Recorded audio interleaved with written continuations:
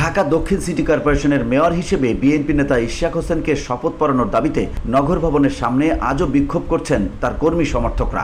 একই সাথে চলছে ব্লকেট কর্মসূচি। সোমবার পঞ্চম দিনের মতো এই আন্দোলনে যোগ দিতে সকাল থেকেই নগর ভবনের সামনে জড়ো হন নেতাকর্মীরা। তারা সড়ক অবরোধ করে ইশাক হোসেনকে মেয়র হিসেবে শপথ পড়ানোর দাবিতে স্লোগান দেন।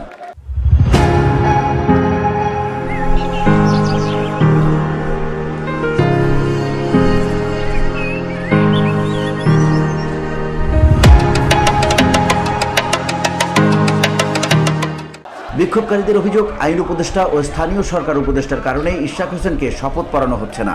গত বুধবার থেকে আন্দোলন শুরু হয়েছে। উনি শপথ গ্রহণ করার আগ পর্যন্ত, শপথ নেওয়ার আগ পর্যন্ত, ওনার নগর পিতার আসন গ্রহণ করার আগ পর্যন্ত আমরা এই আন্দোলন চালিয়ে যাব। প্রশাসন কোনো ভূমিকাই পালন করছে না। আজকে আমরা পঞ্চম দিন ধরে এই রাজপথে আছি। ইশাকের ন্যায্য দাবি ইশাককে বুঝিয়ে দিতে হবে।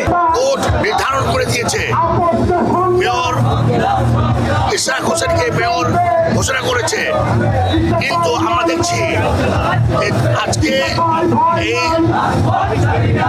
স্থানীয় সরকার মন্ত্রণালয়ের উপদেষ্টা বৈষম্য বিরোধী আচরণ করছে আমাদের সাথে। আমরা কিন্তু আবারও বৈষম্যের শিকার হচ্ছি, যে বৈষম্যের কারণে ফ্যাসিবাদের পতন ঘটেছে।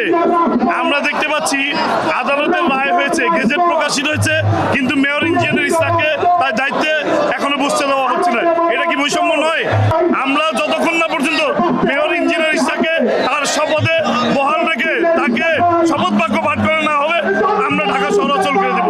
তারা হুঁশিয়ারি দিয়ে বলেন, যতদিন ইশাক হোসেনকে শপথ পাঠ করানো না হবে ততদিন আমরা একইভাবে নগর ভবনের সামনে আন্দোলন চালিয়ে যাব এবং প্রয়োজনে আরো কঠোর কর্মসূচি দেওয়া হবে। সরকারের যারা দায়িত্বশীল ব্যক্তিবর্গ আছেন তাদের কাছে প্রথমে আমরা দাবি জানাবো, অচিরেই যেন ইঞ্জিনিয়ার ইশাক হোসেনকে তাকে শপথ করিয়ে তার মেয়রের দায়িত্বভার অর্পণ করা হোক। প্রফেসর ইউনূসের দৃষ্টি আকর্ষণ করেছি, তিনি পারতেন ব্যাপারটি দেখতে, কিন্তু তিনি দেখছেন না। অর্থাৎ যদি জনগণের ম্যান্ডেট ছাড়া হালুয়া রুটি খাওয়া যায়, জনগণের ম্যান্ডেট ছাড়া যদি সরকারি গাড়িতে থাকা যায়, ঘোরা যায়, সরকারি বাসায় থাকা যায়, বিনা ভাড়ায় থাকা যায়, সেইভাবে থাকবে। যে চেতনার দোহাই দিয়ে তারা এসেছে, সেই চেতনার ধারে কাছে নেই। দেশাত্মবোধ বলতে সামান্যতম তাদেরকে কিছু। মেয়র ঘোষণার রায়কে আমলে না নিয়ে আদালত অবমাননা করছে অন্তর্বর্তী সরকার, এমন কথাও বলেন কেউ কেউ।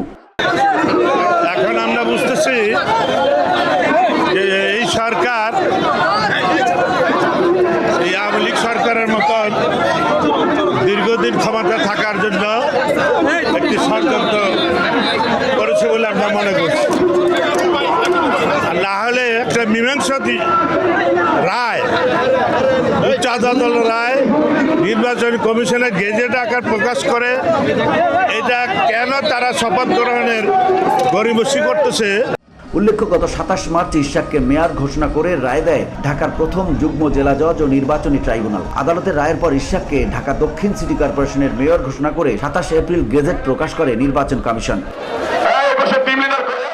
VOD Bangla news desk.